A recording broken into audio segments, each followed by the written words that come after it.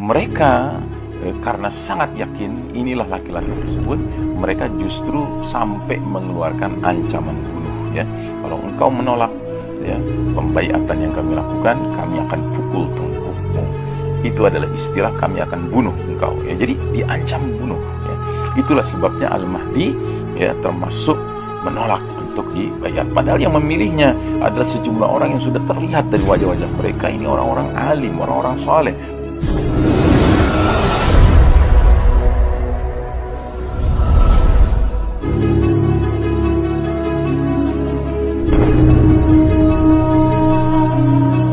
Sementara kita sekarang hidup di era centang perenang, ya, tidak jelas, ya, kondisi umat ini benar-benar dalam kondisi yang sangat terpuruk, ya. Kita sedang kondisinya babak belur. Nah, lalu bagaimana kira-kira kemunculan pemimpin itu? Tentunya karena tidak ada lagi nabi, karena tidak ada lagi proses tarbiyah nabawiyah sebagaimana dahulu kala, ya tidak mungkin itu berulang kembali, ya. Maka penetapan pemimpin itu sangat amat wajar jika langsung Allah Ta'ala yang memutuskannya, menetapkannya. Karenanya kita mengenal gelar Al-Mahdi itu bukan saja bermakna laki-laki yang mendapat petunjuk dari Allah, tetapi juga laki-laki yang ditunjuk oleh Allah untuk memainkan peranan spesial sebagai Amirul Mukminin fi akhir zaman.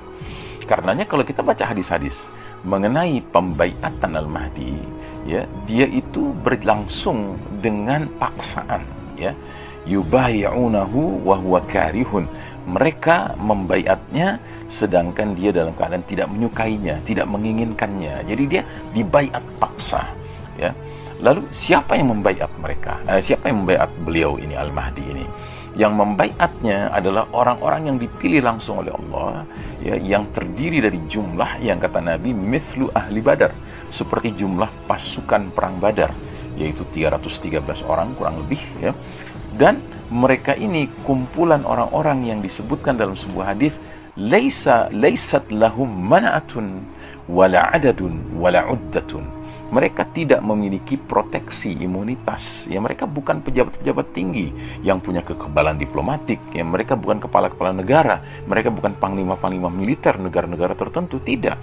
Mereka bukan pejabat-pejabat formal, tapi mereka adalah orang-orang alim, orang-orang soleh, ya, dari tengah umat ini yang memang selama ini punya kepedulian terhadap permasalahan umat ini dan kepedulian terhadap permasalahan hadirnya Amirul Mukminin fi akhir zaman, sehingga Allah pertemukan mereka, Allah datangkan mereka pada waktu yang tepat, pada lokasi yang tepat, yaitu Masjidil Haram, ya, di depan Ka'bah, ya kan, untuk kemudian Allah persatukan hati mereka, Allah buat mereka memiliki kemufakatan, kesepakatan hati untuk menunjuk laki-laki ini, ya, sebagai pemimpin mereka, ya.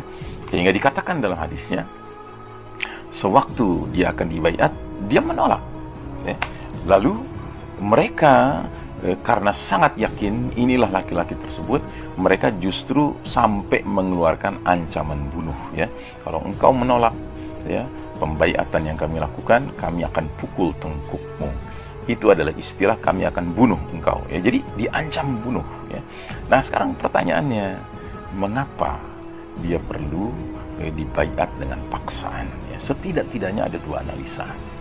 Analisa pertama, Al-Mahdi sebagai laki-laki yang ditunjuk Allah, ya, untuk menjadi Amirul Mukminin fi akhir zaman, pemimpinnya umat Islam di akhir zaman, yang akan mengajak umat ini keluar dari zulumat, ya, mulkan jabariyah, kegelapan era raja-raja yang memaksa ini, menuju nur khilafah ala minhajin nubuwah, cahaya kehidupan di bawah naungan kekhalifahan yang mengikuti metode kenabian.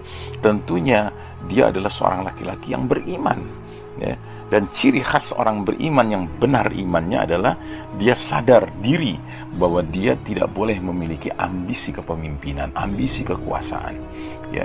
Seorang mukmin sangat faham hadis Nabi yang mengatakan, al-imaratu fitnatun fid dunya wa nadamatun wa khizyun fil akhirah.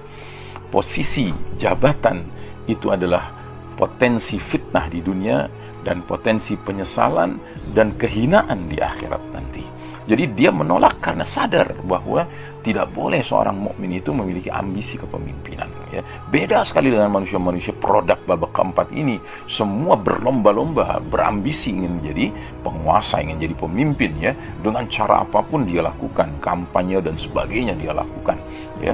Dia keluarkan biaya sebesar-besarnya untuk bisa mendapatkan posisi di tengah hati masyarakat agar mau memilihnya sebagai pemimpin. Tapi tidak dengan orang yang beriman. Orang yang beriman justru sangat khawatir dengan, ya, amanah jabatan kepemimpinan itu. Itulah sebabnya Al-Mahdi, ya, termasuk menolak untuk dibayar. Padahal yang memilihnya adalah sejumlah orang yang sudah terlihat dari wajah-wajah mereka ini orang-orang alim, orang-orang saleh, orang-orang jujur, ya, siddiqin, salihin, ya. Nah, yang kedua analisanya, Al-Mahdi perlu dibayar paksa karena Al-Mahdi tidak tahu kalau dirinya Al-Mahdi. Mengapa skenario Allah dibuat sedemikian rupa? Karena Allah Ta'ala ingin memelihara Al-Mahdi. Bisa dibayangkan kalau Al-Mahdi sudah tahu dirinya Al-Mahdi, tentu orang lain bisa tahu pula kalau dia Al-Mahdi. Kalau orang lain bisa tahu dia Al-Mahdi, tentu musuh-musuh Islam cepat atau lambat juga akan tahu, mendeteksi inilah Al-Mahdi yang ditunggu-tunggu umat Islam. Dan kalau musuh-musuh Islam sudah tahu Al-Mahdi yang mana, tentu mereka akan langsung merancang program assassination, ya, program untuk membunuhnya. Nah, jadi dengan Al-Mahdi sendiri tidak tahu bahwa dirinya Al-Mahdi, orang lain pun tidak tahu, kemudian musuh-musuh Islam juga tidak tahu, maka dia terpelihara. Lalu bagaimana 313 orang ini bisa tahu? Ini adalah langsung tadbir Rabbani. Ini adalah rekayasa Rabbani, rekayasa Allah Ta'ala. Karenanya disebutkan dalam sebuah hadis sahih, ya, riwayat Ibnu Majah dan juga riwayat Imam Ahmad, Al-Mahdiyu minna ahlal baiti yuslihuhu Allahu fi laylah. Al-Mahdi itu dari keturunan kami, yaitu ahlul bait, ya, diislah, diperbaiki oleh Allah, ya, keadaannya dalam satu malam. Masya Allah Ta'ala. Ya, di dalam kitab ensiklopedia akhir zaman, ketika Al-Mubayyad mengomentari hadis ini, beliau mengatakan, ini bukan berarti sebelum Al-Mahdi dibayar, sebelum dia kemudian disepakati menjadi pemimpin umat ini, dia adalah orang yang banyak maksiatnya, dia adalah orang yang banyak terlibat dengan kemungkaran dan kezaliman. Bukan. Dia orang soleh selama ini, cuma kesolehannya selama ini tidak kemudian serta-merta menjadikan dirinya memiliki kapabilitas dan kemampuan menjadi pemimpin. Tetapi pada malam tertentu itu, ketika Allah mengislahnya, memperbaikinya, tiba-tiba keesokan harinya dia tampil sebagai seorang laki-laki yang memiliki capability, memiliki kapasitas, memiliki kesanggupan yang mumpuni untuk menjadi pemimpin kaum beriman. Nah, jadi uniknya seperti itu, bahwa Al-Mahdi benar-benar sosok yang sebelumnya tidak diduga oleh banyak orang, dia inilah Al-Mahdi. Ya, tetapi bagi kalangan tertentu yang memiliki kedalaman ilmu, yang memiliki kedekatan dengan Allah Ta'ala, mereka mungkin sudah menduga-duga, mereka mungkin sudah bisa meraba-raba. Nah, sampai pada hari di mana Allah kumpulkan mereka, orang-orang alim ini, orang-orang soleh ini, di suatu tempat yang Masya Allah, yang merupakan salah satu tempat tersuci di muka bumi, yaitu di Masjidil Haram, di depan Ka'bah. Mereka kemudian dipersatukan hatinya, ya, disepakatkan hati mereka, ya kan, untuk kemudian memilih laki-laki ini, mengangkat laki-laki ini sampai ke tingkat pengangkatannya, pembaiatannya bernuansa paksaan. Nah, jadi saudaraku rahimakumullah, dengan cara demikian, ya, siapa yang bisa menyangka bahwa laki-laki inilah Al-Mahdi?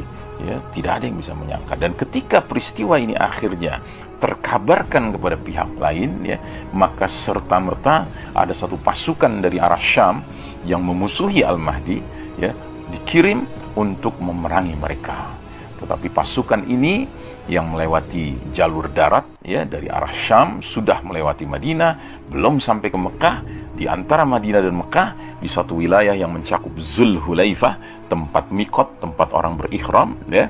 Di wilayah itu disebutkan sebagai Al-Baida, ya, gurun pasir, ya. Di situ terjadi khasfun di Jaziratil Arab, pembenaman bumi di Jazirah Arab, yang sekaligus membenamkan pasukan jahat yang ingin memerangi Al-Mahdi dan orang-orang yang berbaiat pada Al-Mahdi ini.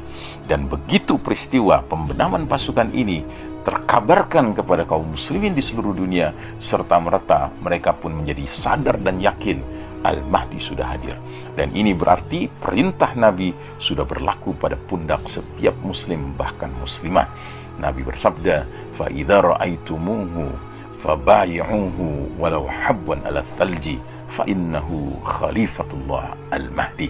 Apabila kalian melihat tanda-tanda kehadiran al-mahdi, berbaiatlah kepadanya sekalipun harus merangkak-rangkak di atas salju, karena sesungguhnya dialah khalifatullah al-mahdi. Nah, jadi saudaraku rahimakumullah, sejak saat itu kaum muslimin mukminin yang faham akan segera berbondong-bondong datang untuk melakukan pembaiatan di depan Ka'bah, dan ini bahkan mencakup kaum muslimin yang bukan sembarangan, tetapi mereka Abdalus Syam dan As-Saibu Ahlul Iraq, ya, dari Syam, dari Irak, yang berarti mereka mujahidin, sudah berpengalaman berjihad fisabilillah, yang menyebabkan Al-Mahdi gelombang kedua pembaiatannya adalah mencakup angkatan perang yang siap menjadi pembela, ya, dinullah, pembela al-Islam, termasuk pembela pemimpin mereka Al-Mahdi. Saudaraku rahimakumullah, mudah-mudahan Allah Ta'ala, ya, menjadikan kita orang-orang yang memiliki ilmu yang bermanfaat dunia dan akhirat, dan terutama di masa-masa seperti sekarang ini, jika Allah Ta'ala menunjukkan kepada kita tanda demi tanda bahwa Al-Mahdi sudah dekat jadwal kemunculannya, semoga kita termasuk yang Allah mudahkan, Allah izinkan, Allah pilih sebagai bahagian dari Jaisyul Mahdi. Ya, demikian. Wassalamualaikum warahmatullahi wabarakatuh.